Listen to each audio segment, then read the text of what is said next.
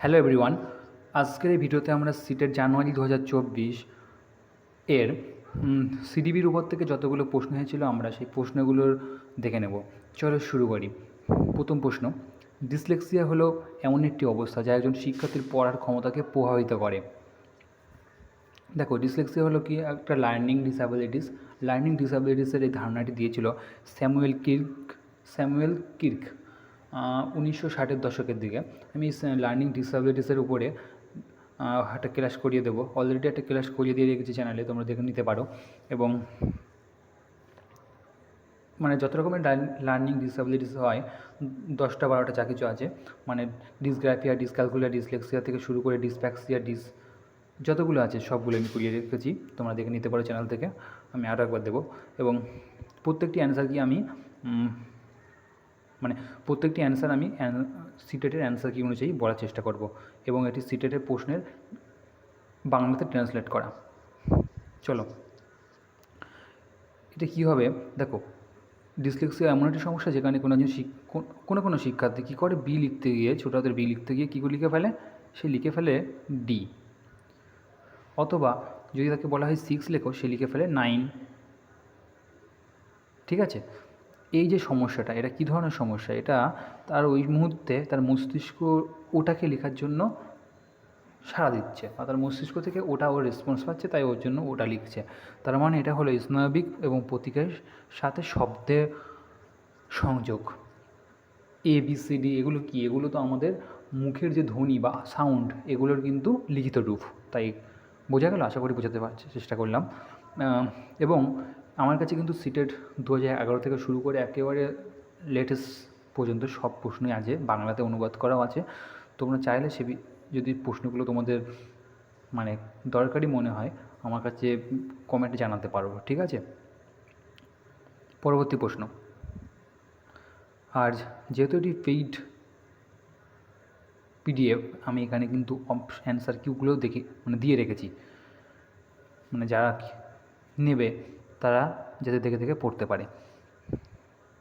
দেখো, দাবি, বাস্তব জীবনের সমস্যা সুনির্দিষ্ট অভিজ্ঞতা থেকে শেখা শিশুদের শেখার এবং তথ্য অর্জনের জন্য অনেক উপায় প্রদান করে। একদম ঠিক, বাস্তব জীবনের সমস্যা সুনির্দিষ্ট অভিজ্ঞতা থেকে শেখা অনেক উপায় প্রদান করে, ঠিক কথা। উন্নয়ন বা ডেভেলপমেন্ট তুলনামূলক পদ্ধতিগত এবং ক্রমিক, এটাও ঠিক। ডেভেলপমেন্ট ক্রমিক মানে প্রথমে শৈশবকাল আছে, তারপরে বাল্যকাল, তারপর কৈশোরকাল, তারপরে বয়ঃসন্ধিকাল, তাই তো এইরকম স্টেজগুলো পরপর আসে, তাই এটা হলো ক্রমিক। কখনো কি তার উল্টোটা হয় যে প্রথমেই হয়ে গেল কৈশোর, তারপরে বাল্য, তারপরে শৈশব? হবে না, তাই এটিও ঠিক কথা। কিন্তু আমাদের প্রথম যে অপশান এতে যেটা বলেছে, সেটার কি সঠিক ব্যাখ্যা আর দিতে পেরেছে? পারেনি। কিন্তু তাই এক্ষেত্রে দুটি সঠিক, কিন্তু কোনোটি অপশান সি যেটা বলা আছে এ এবং আর উভয়ই সঠিক, কিন্তু আর এর সঠিক ব্যাখ্যা নয়। বোঝা গেল? এখানে কিন্তু অ্যান্সারটা ভুল দেওয়া আছে। হ্যাঁ, পাঠ্যপুস্তক এবং মিডিয়ায় লিঙ্গ কতটা এবং কীভাবে উপস্থাপন করা হয়েছে এর মতো গুরুত্বপূর্ণ প্রশ্ন জিজ্ঞাসা করে কাকে উৎসাহিত করা হবে? কাকে উৎসাহিত করা হবে এক্ষেত্রে? দেখো, অপশান সি অর্থাৎ জেন্ডার স্টেরিওটাইপ বিষয়টা কি? সমাজ থেকে চাপিয়ে দেওয়া একটা বিষয় যে ছেলেরা এটা করবে, মেয়েরা এটা করবে। ছেলেরা বেশি কাঁদে না, বা ছেলেদের মনে হয় দুঃখ হয় না, বা মেয়েরা জিন্স পরতে পারবে না, ঘরের কাজ মেয়েরা করবে, এই যে ধরনের কথাগুলো, এইগুলো কিন্তু জেন্ডার স্টেরিওটাইপ। তো এখন সোশ্যাল মিডিয়ায় যেসবগুলো দেখানো হয়, ম্যাক্সিমাম ক্ষেত্রে তাই হয়। ছেলেদের কাজ ছেলেরাই করছে, মেয়েদের কাজ মেয়েরাই করছে, দুই একটা ক্ষেত্রে ব্যতিক্রম দেখানো হয়।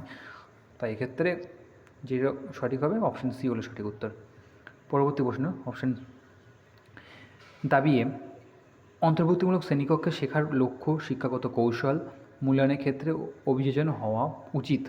একদম ঠিক কথা। অন্তর্ভুক্তিমূলক শ্রেণীকক্ষ মানে কি? যেখানে একটি শ্রেণীকক্ষে বিভিন্ন ধরনের শিক্ষার্থীরা, বিভিন্ন পরিবেশের শিক্ষার্থীরা, বিভিন্ন মেধাসম্পন্ন শিক্ষার্থীরা পড়াশোনা করে। কারণ অন্তর্ভুক্তি দর্শন শিক্ষাগত পদ্ধতি এবং মূল্যায়নের মাধ্যমে সমস্ত স্বতন্ত্র পার্থক্য দূর করার পক্ষে। এই দেখো, সমস্ত পার্থক্য দূর করার পক্ষে না, সমস্ত পার্থক্য দূর হয়ে গেলে তাহলে সব বাচ্চা তো একই রকম হয়ে যাবে, সবাই রোবটের মতো কাজ করবে তখন। এটা কি সম্ভব? বিভিন্ন মানুষ তো বিভিন্ন রকমের হয় না, তাই এটি কিন্তু ভুল। তাই এক্ষেত্রে সঠিক উত্তর হবে অপশান এ সঠিক, কিন্তু আর ভুল। পরবর্তী প্রশ্ন, একজন শিক্ষক লক্ষ্য করেছেন যে তার একজন ছাত্র অত্যন্ত বিভ্রান্ত, মানে মনোযোগী নয়, ক্লাস চলাকালীন মনোযোগ দিতে পারে সমস্যা হয়। নিম্নলিখিত কৌশলগুলির মধ্যে কোনটি ছাত্রকে মনোযোগী হতে সাহায্য করার জন্য কার্যকর কৌশল হবে? সঠিক উত্তর, ছাত্রকে স্বনিয়ন্ত্রণ এবং সময় ব্যবস্থাপনার জন্য একটি টাইমার দেওয়া। মানে ওই ছাত্রকে বলতে হবে যে এত মিনিটের মধ্যে তোমাকে এই কাজটা করে দিতে হবে, তাহলে কী হবে, ওই মিনিটের মধ্যে করে দেওয়ার জন্য সে কিন্তু মনোযোগ হবে। দাবি, শিক্ষকদের ক্রমাগত তাদের নিজস্ব স্টেরিওটাইপ এবং কুসংস্কারের প্রতিফলন করা উচিত। প্রতিফলন মানে চিন্তাধারা বা ভাবনা চিন্তা করা উচিত। মানে শিক্ষকরাও তো মানুষ, তাদের তো নিজস্ব কিছু ভাবনা চিন্তা আছে, নিজস্ব কিছু স্টেরিওটাইপ, নিজস্ব কিছু, সেগুলো নিয়ে ভাবনা চিন্তা করা উচিত, এটা ঠিক কথা। সাংস্কৃতিকভাবে প্রতিক্রিয়াশীল শিক্ষার অর্থ হলো শিক্ষককে প্রতিফলিত হতে হবে, এবং সাংস্কৃতিকভাবে প্রতিক্রিয়াশীল শিক্ষার অর্থ হলো যে শিক্ষার্থীদের এইসব চিন্তাধারা বা স্টেরিওটাইপগুলো প্রতিফলন করা উচিত, এটাও ঠিক কথা।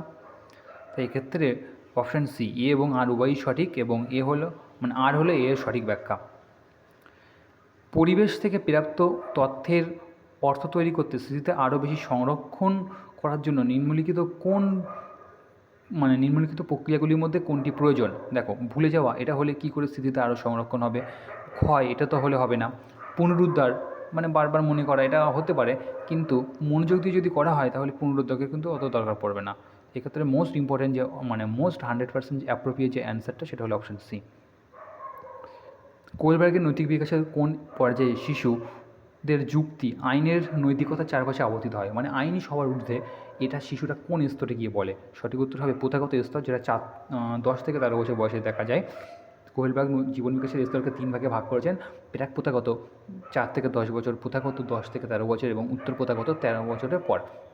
তাই প্রথাগত পর্যায়ে দেখা যায় যুক্তি, মানে আইনই সব। ঠিক আছে, চলো, বাইরে কুকুর ডাকছে, এটা নিয়ে তোমরা কিছু মন্তব্য করো না। নিচের কোনটি কাঠামোবাদী শিক্ষাতত্ত্বের মূলনীতি? সঠিক উত্তর হলো অপশান এ, শিক্ষার্থীদের তাদের পরিবেশের সাথে সক্রিয় সম্পৃক্ততার মাধ্যমে তাদের জ্ঞান গঠন করে। কাঠামোবাদী শিক্ষানীতি মানে হলো কনস্ট্রাকটিভিস্ট অ্যাপ্রোচ, এটা এখানে নির্মিতিবাদী লেখা থাকলে সবথেকে ভালো হতো। ঠিক আছে, এটা হলো কাঠামোবাদী বা নির্মিতিবাদী তত্ত্ব। মানে শিশুরা তাদের বাস্তব জ্ঞানের উপর ভিত্তি করে বা পূর্বজ্ঞানের উপর ভিত্তি করে নতুন জ্ঞান তৈরি করে, যে পদ্ধতি সেটা বা যে তত্ত্ব, সেটা কিন্তু ওই কাঠামোবাদী বা নির্মিতিবাদী তত্ত্ব। এই কারণে অপশন এতে সেটাই বলা আছে। ভাইগরস্কির মতে জ্ঞানী ও বিকাশের সুবিধার্থে শিক্ষকের ভূমিকা কী হওয়া উচিত? সঠিক উত্তর, সহায়তা দান এবং সমর্থন করা। সহায়তার মাধ্যমে শিক্ষার্থীদের শেখার নির্দেশনা ও সমর্থন করা। নিচের কোনটি অন্তর্ভুক্তিমূলক শ্রেণীকক্ষের উদাহরণ নয়? দেখো, অন্তর্ভুক্তিমূলক শ্রেণীকক্ষে মানে বিভিন্ন রকম শিক্ষার্থী থাকবে, বিভিন্ন রকম মতামত থাকবে, তাই তো? তাই আলাদা আলাদা নির্দেশনা প্রদান করা, এটি অন্তর্ভুক্তিমূলক শিক্ষার সঙ্গে যায়। যত উপযুক্ত অন্তর্ভুক্ত মেনে চলা, এটাও ঠিক। বিভিন্ন দৃষ্টিভঙ্গির অন্তর্ভুক্তি, এটিও ঠিক। কিন্তু যেটি ঠিক নয় সেটি হলো অপশান 2, প্রতিযোগিতা, তারপরে রোট লার্নিং বা মুখস্থ করা, এগুলো কিন্তু কখনোই পেডাগজির সঙ্গে সঠিক নয়, পেডাগজির সঙ্গে জড়িত নয়। আর এখানে যেহেতু নয় বলেছে, তাই এটি হলো সঠিক উত্তর, কারণ এটি ভুল, অন্তর্ভুক্তির ক্ষেত্রে যায় না। তাই অপশান বি হলো সঠিক। একজন প্রাথমিক বিদ্যালয়ের শিক্ষক একজন শিক্ষার্থীর একাডেমিক আত্মধারণার বিকাশকে দৃঢ়ভাবে প্রভাবিত করতে পারেন। কীভাবে? এটা সঠিক উত্তর অপশান এ, শিক্ষার্থীদের স্বায়ত্তশাসন মানে নিজেকে নিজে পরিচালনা করা এবং উদ্যোগকে পুরস্কৃত করা। লেভ ভাইগরস্কির মতে শিশুরা তাদের ড্যাশের সাথে মিথস্ক্রিয়া করার অভিজ্ঞতা থেকে উপকৃত হয় এবং তাদের প্রক্সিমাল ডেভেলপমেন্টের অঞ্চলে থাকা কাজগুলো সম্পাদন করতে সক্ষম হয়। সঠিক উত্তর হবে আরও জ্ঞানী অন্যদের সঙ্গে বা মোর নলেজেবল আধার, এবং ভিতরে দুখানা ড্যাশ আছে, দুখানা বসে যাবে। ঠিক আছে। 14 দাবি, একটি শিশু যখন মধ্যশৈশব বা কৈশোরে প্রবেশ করে তখন কোনো বস্তুনিষ্ঠভাবে নির্দিষ্ট মুহূর্ত নেই। ধরো একটা বাচ্চার আজকে বয়স 11 বছর 364 দিন, আর একদিন হলে সে 12 বছর বয়সে পড়বে, তাহলে তার মধ্যে কি হঠাৎ করে কোনো পরিবর্তন হয়ে যাবে? হবে না, সে যেমনটা ছিল তেমনই থাকবে। তাই এক্ষেত্রে যেটা বলা আছে যে কোনো বস্তুনিষ্ঠভাবে কোনো নির্দিষ্ট মুহূর্ত নেই, এটা একদম ঠিক কথাই লেখা আছে, তাই তো? ঠিক কথাই লেখা আছে অপশান এ, মানে অপশান এ না, দাবি ঠিক। বিবর্তন প্রকৃতিতে ক্রমাগত ঘটে, এবং এই যে বিবর্তন, এটা কিন্তু কন্টিনিউয়াস প্রসেস, তাই এটি হলো সঠিক। এবং এটার আর হলো এর সঠিক ব্যাখ্যা। তো এক্ষেত্রে অপশান সি হলো সঠিক, এ এবং আর উভয়ই সঠিক এবং আর হলো এ এর সঠিক ব্যাখ্যা। একটি প্রগতিশীল শ্রেণীকক্ষে মূল্যায়ন হলো ড্যাশ, গতিশীল। প্রগতিশীল মানেই গতিশীল। হ্যাঁ, শিক্ষার্থীদের মধ্যে স্বতন্ত্র পার্থক্য দূর করার জন্য একজন শিক্ষকের উচিত স্বতন্ত্র পার্থক্য দেখা। প্রত্যেকটা ব্যক্তি আলাদা আলাদা মানুষ, তাই প্রত্যেকটা শিক্ষার্থীও আলাদা আলাদা মানুষ, তাদের মধ্যে তো আলাদা আলাদা কিছু থাকবেই। তাই পার্থক্যকে মানুষের বৈচিত্র্যের প্রত্যক্ষ বৈশিষ্ট্য হিসেবে বিবেচনা করা। একদম প্রত্যেকটা মানুষই আলাদা, এটা ধরেই নেওয়া। অলোক নিম্নলিখিত আচরণ দেখায়। পড়ার সময় বিশ্রী অবস্থানে মাথা ধরে রাখা, মানে মাথার কোনো সমস্যা, মাথা ব্যথা করা, এই ধরনের কোনো সমস্যা হতে পারে। ঘন ঘন চোখ বন্ধ করা, চোখে কোনো সমস্যা হতে পারে। এবং চোখ লাল হওয়া, ফোলা ভাব, চিঠির স্বীকৃতিতে বিভ্রান্তি। এই কি একটি সম্ভাব্য উপসর্গ হতে পারে। এটি কার উপসর্গ? এখানে কিন্তু আমরা জানি যে চোখের সমস্যা হলে কিন্তু মাথারও সেটা মাথা ব্যথা এগুলো করে, বা এখানে যে সমস্যাগুলো বলা আছে কিন্তু সবগুলোই দেখো চোখকে ঘিরে। তাই এটা কী হতে পারে? অপশান সি, দৃষ্টি সংক্রান্ত সমস্যা। নিচের কোনটি একটি আয়ত্তের লক্ষ্য অভিযোজনের বর্ণনা করে? একটি কাজের জন্য আপনার দক্ষতা বোঝার উন্নতিতে ফোকাস করুন, মানে নিজের কাজের উপরে আরও বেশি করে দক্ষতা উন্নতির জন্য ফোকাস করা। যতগুলো অপশান আছে তার মধ্যে থেকে এটা হলো বেস্ট অপশান। জিন পিয়াজেটের মতে চিহ্নের জন্য চিহ্ন ব্যবহার করার ক্ষমতা যেমন ড্যাশ যেমন অক্ষর চিনতে ড্যাশ পাঠার ক্ষমতা। মানে আমরা জানি জিন পিয়াজের জীবন বিকাশের স্তরকে 4 ভাগে ভাগ করেছেন। একটা হলো 0 থেকে 2 বছর, যেটা হলো সেন্সরি মোটর স্টেজ, আর পরেরটা হলো প্রি অপারেশনাল স্টেজ, তারপর একটা কনক্রিট অপারেশনাল স্টেজ, এবং সবশেষে আছে ফর্মাল অপারেশনাল স্টেজ। তাই ফর্মাল অপারেশনাল স্টেজেটা হলো বিমূর্ত চিন্তা করার ক্ষমতা জন্মায় এই সময়। তাই এই সময় চিহ্নের জন্য চিহ্ন ব্যবহার বা প্রতীকের জন্য প্রতীকে যে ব্যবহার করার ক্ষমতা, এটা কিন্তু এই ফর্মাল অপারেশনাল স্টেজ বা আনুষ্ঠানিক অপারেশনাল স্টেজে কিন্তু দেখা যায়। তাই এক্ষেত্রে সঠিক উত্তর কী হবে? আনুষ্ঠানিক অপারেশনাল এবং বীজগণিত গণনা পর্যায়ে। ঠিক আছে। দাবি ছাত্রদের ভালো পারফর্ম করার এবং স্কুলে থাকার সম্ভাবনা বেশি থাকে যদি তাদের স্কুলের প্রতি তাদের মানসিক সংযুক্তি থাকে এবং বিশ্বাস করে যে তাদের অস্তিত্ব গুরুত্বপূর্ণ। অবশ্যই ঠিক কথা। একজন শিক্ষার্থী যদি তার স্কুলকে ভালোবাসে, স্কুলের প্রতি যদি টান থাকে এবং স্কুলে তাদের যে মতামত সেগুলো যদি গুরুত্ব দেওয়া হয়, তাহলে সেই স্কুলে যে আছে সেটা গুরুত্ব সে বুঝতে পারবে, তার কাছে খুবই গুরুত্বপূর্ণ হয়ে উঠবে। আবেগ শেখার ক্ষেত্রে গুরুত্বপূর্ণ ভূমিকা পালন করে, এবং এই যে একটা আবেগ বাচ্চাটার মধ্যে তৈরি হবে, শিশুটার মধ্যে তৈরি হবে, সেটা খুবই গুরুত্বপূর্ণ শেখার ক্ষেত্রে। আমরা জানি যে মনোযোগ বা আগ্রহ, interest is the super highway of learning. ঠিক আছে। তো এক্ষেত্রে উভয়ই হলো সঠিক, এবং সি অপশান এ এবং আর উভয়ই সঠিক, এবং আর হলো এর সঠিক ব্যাখ্যা। Interest is the super highway of learning, মানে ইন্টারেস্ট যদি থাকে তাহলে কিন্তু লার্নিংটা খুব ভালো হয়। নিচের কোনটি প্রগতিশীল শিক্ষকের ভূমিকা সর্বোত্তমভাবে বর্ণনা করে? শিক্ষক শিশুদের ব্যবহারের জন্য বিভিন্ন উপকরণ সরবরাহ করে এবং প্রয়োজনে সহায়তা প্রদান করে। বাকি অপশানটা থেকে এটা হলো বেস্ট অপশান। নিচের কোনটি সামাজিকীকরণ প্রক্রিয়ার বৈশিষ্ট্য? দেখো, সামাজিকীকরণ কেন কোনো প্রক্রিয়া কিন্তু রৈখিক হতে পারে না। রৈখিক মানে একই রকমভাবে চলবে এরকম না, কিন্তু আমি কিন্তু স্পাইরালি এঁকে ফেললাম, মানে বক্র এঁকে ফেললাম, সমান আঁকতে পারলাম না। ঠিক আছে। রৈখিক মানে এই যেমন এটাও বক্র হয়ে যাচ্ছে, ঠিক আছে, হাত দিয়ে আঁকা যাচ্ছে না, অনেকটা এরকম। এটা কিন্তু হবে না, মানে কোনো সময় সামাজিক বিকাশ বেশি হবে, কোনো সময় কম হবে, একরকম কিন্তু হবে না। তাই এক্ষেত্রে অপশান এটা তো হবে না, যেখানে যেখানে অপশান এ আছে সেটা কিন্তু ভুল হবে। পরেরটা দেখি আমরা। এটা একটি জটিল প্রক্রিয়া, এটি ঠিক। বহুমাত্রিক প্রক্রিয়া, এটিও ঠিক। এটি বিভিন্ন সংস্কৃতিতে বিশেষভাবে ঘটে, এটিও ঠিক। তাই option B C D option এতে আছে, তাই এটি হলো সঠিক উত্তর। বয়ঃসন্ধিকাল সম্পর্কে নিচের কোন উক্তিটি সঠিক নয়? বিভিন্ন সংস্কৃতির শিশুরা একইভাবে বয়ঃসন্ধিকালে প্রবেশ করে, অনুভব করে।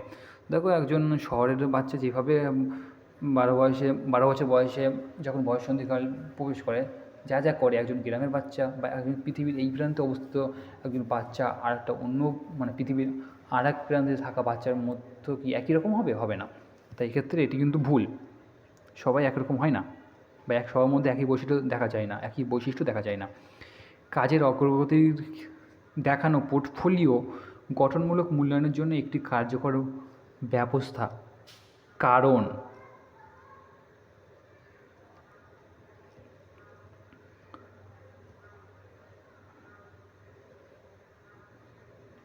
তারা শিক্ষার্থীদের মূল্যায়নের প্রক্রিয়া জড়িত।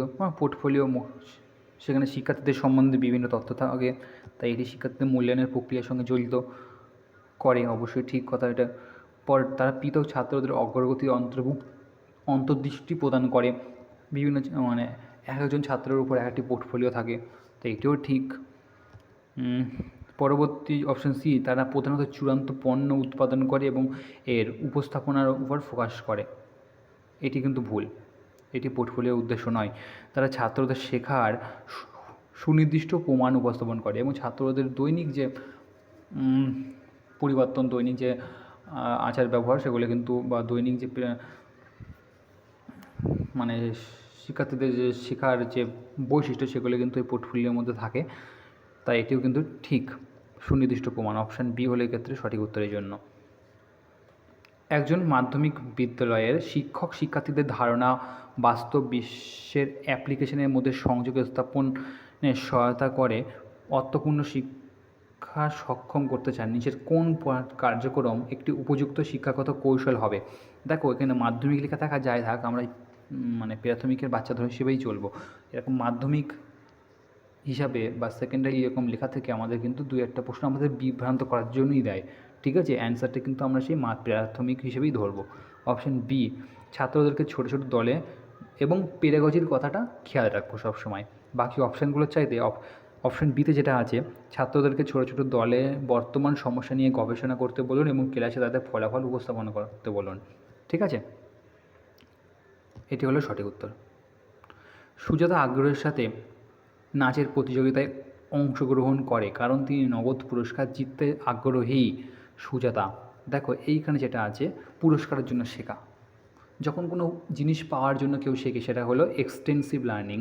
আর যখন কেউ কোনো কিছু পাওয়ার আশা না রেখে মানে নিজের ইচ্ছা মানে নিজের ভালো লাগা থেকে শেখে, সেটা হলো ইন্টেন্সিভ লার্নিং, মানে অন্তর্নিহিত অনুপ্রাণিত। আরটা হলো এক্সটেন্সিভ বা বাহ্যিকভাবে অনুপ্রাণিত। বাহ্যিকভাবে অনুপ্রাণিত হলো যখন কেউ কোনো কিছু পাওয়ার আশায় বা কাউকে দেখানোর আশায়, লোক দেখানোভাবে পড়াশুনো করে, সেটা হলো বাহ্যিকভাবে অনুপ্রাণিত। আর যখন কেউ কোনো কিছু পাওয়ার আশা না রেখে ভালো লাগার জন্য পড়ায়, ঠিক আছে, সেটা হলো অন্তর্নিহিত অনুপ্রাণিত। তো এখানে পুরস্কার, এটা কিন্তু বাহ্যিকভাবে অনুপ্রাণিত। খুব ইম্পর্ট্যান্ট প্রশ্ন এটা। নিচের কোনটি এমন একটি প্রশ্নের উদাহরণ যার জন্য শিক্ষার্থীদের তথ্য বিশ্লেষণ করতে হয়? দেখো, প্রথম যে প্রশ্নটা আছে, কীভাবে লেখা মানেই তথ্য বিশ্লেষণ করতে হবে, এবং এটা হলো ওপেন এন্ডেড কোশ্চেন। পরবর্তী যে তিনটে প্রশ্ন আছে, কে, কী, এগুলো কিন্তু ক্লোজ এন্ডেড কোশ্চেন, এগুলো পেডাগজিক্যাল নয়। অপশান এটি হলো পেডাগজিক্যাল, এটি হলো সঠিক উত্তর। জিন পিয়াজেটের বিশ্বাস করতেন যে জ্ঞান হলো পরিবেশ থেকে নিষ্ক্রিয়ভাবে পাস করার পরিবর্তে বা পরিবেশ থেকে নিষ্ক্রিয়ভাবে গ্রহণ করার পরিবর্তে শিশু দ্বারা উৎপাদিত। জিন পিয়াজের, ভাইগটস্কি, ব্রুনার, এরা কী বলেছেন? এরা নিমিতিবাদী তত্ত্ব দিয়েছেন এবং সেখানে বলা আছে যে শিক্ষার্থীরা তাদের নিজস্ব পূর্বজ্ঞানের উপর ভিত্তি করে সক্রিয়তার মাধ্যমে নতুন জ্ঞান নির্মাণ করে, এবং এই তত্ত্বটাকে কী বলা হয়? নিমিতিবাদ বলা হয়। ঠিক আছে, সেকেন্ড লাস্ট কোশ্চেন, কোহলবার্গের নৈতিক বিকাশের তত্ত্ব নিয়ে ক্যারল গিলিগনের সমালোচনার কেন্দ্রীয় যুক্তি হলো যত্নের নৈতিকতা এবং নারীবাদী দৃষ্টিকোণ। নারীবাদী দৃষ্টিকোণ, যে কোহলবার্গ যাদের নিয়ে পরীক্ষাটা করেছিলেন, তা সেখানে কোনো মানে মেয়েদেরকে রাখা হয়নি, সেখানে সবগুলোই পুরুষ ছিলেন বা ছেলেদের উপর তিনি পরীক্ষাটি করেছিলেন। তাই এক্ষেত্রে সঠিক উত্তর হবে অপশান সি, যে নারীদের যত্ন করার ক্ষমতা এগুলো কিন্তু আলাদা হয়, তিনি বারবার বলতে চান। ক্যারল গিলিগন কোহেলবার্গের কিন্তু একজন ছাত্রী ছিলেন। দাবি, আমাদের লাস্ট প্রশ্ন, দাবি এ, একটি শিশু যত কম কাজ করতে সক্ষম হয়, শিক্ষকের উচিত তত বেশি ইঙ্গিত এবং সংকেত দেওয়া। শিশু যত বেশি করতে পারে, শিক্ষকের উচিত তত কম বেশি সাহায্য করা। ঠিক আছে, এটি একদম ঠিক। যে বাচ্চাটি কম বুঝতে পারবে তাকে বেশি করে বোঝাতে হবে, যে বেশি বুঝবে তাকে একটু কম বোঝাতে হবে, তাই তো? ঠিক কথা। আইকিউ গণনা করে বুদ্ধিমত্তা সঠিকভাবে পরিমাপ করা যায় না, এটিও ঠিক কথা। আইকিউ থেকে বলা যায় না যে সে খুব বুদ্ধিমান, কিন্তু দুটো লাইনই কিন্তু ঠিক লেখা আছে, এ এবং আর দুটোই ঠিক, কিন্তু আমার যে প্রথম লাইনে যেটা বলা আছে তার কি সঠিক ব্যাখ্যা আর দিতে পেরেছে? পারেনি। তাই ক্ষেত্রে সঠিক উত্তর হলো অপশান ডি, এ এবং আর উভয়ই সঠিক এবং আর এর সঠিক ব্যাখ্যা নয়। তো এই ছিল আজকে 30টি প্রশ্ন। পরবর্তী ক্লাসে আমি বাকি 30টি যে প্রশ্ন, মানে পেপার 1 পেপার 2 মিলে যে 60টি প্রশ্ন হয়েছিল, আমি আজকে 30টি করিয়ে দিলাম। পরবর্তী ক্লাসে আবার 30টি করিয়ে দেবো। তোমরা ততক্ষণ পর্যন্ত চ্যানেলের সঙ্গে যুক্ত থাকো। আর যদি তোমাদের সিটেট প্রিভিয়াস 10 ইয়ার্সের প্রশ্নের দরকার হয় আমার কমেন্টে জানিও, আমি সমস্তটা দেওয়ার জন্য প্রস্তুত আছি। খুব অল্প মূল্যে দেওয়া হবে, গতবারেও দিয়েছিলাম সিটেট 10 ইয়ার্স অল সাবজেক্ট। ঠিক আছে, ভিডিওটি যদি তোমাদের ভালো লাগে চ্যানেলের সঙ্গে থেকো, লাইক করো, শেয়ার করো, অবশ্যই কানেক্টেড থাকো চ্যানেলটির সঙ্গে। আর বেশি বেশি করে পড়াশুনো করো, কারণ টেট পরীক্ষার দিন দিন কঠিন হতে চলেছে। Thank you for watching. আচ্ছা, আর একটা কথা বলে রেখে দিই, মানে 5 ইয়ার্সে যদি তোমরা কোশ্চেন সলভ করো, অ্যাটলিস্ট 5 ইয়ার্স, তাহলে কিন্তু প্রশ্নের একটা ধরন সম্বন্ধে তোমাদের আইডিয়া হয়ে যাবে, ধারণা হয়ে যাবে, এবং কোন অ্যান্সারটি সঠিক মানে হবে সেটার সম্বন্ধে তোমাদের একটা ধারণা জন্মে যাবে। ঠিক আছে, এই জন্য প্রিভিয়াস ইয়ার্স খুবই গুরুত্বপূর্ণ। তোমরা প্রিভিয়াস ইয়ার্সকে কখনোই ছাড়বে না। Thank you for watching.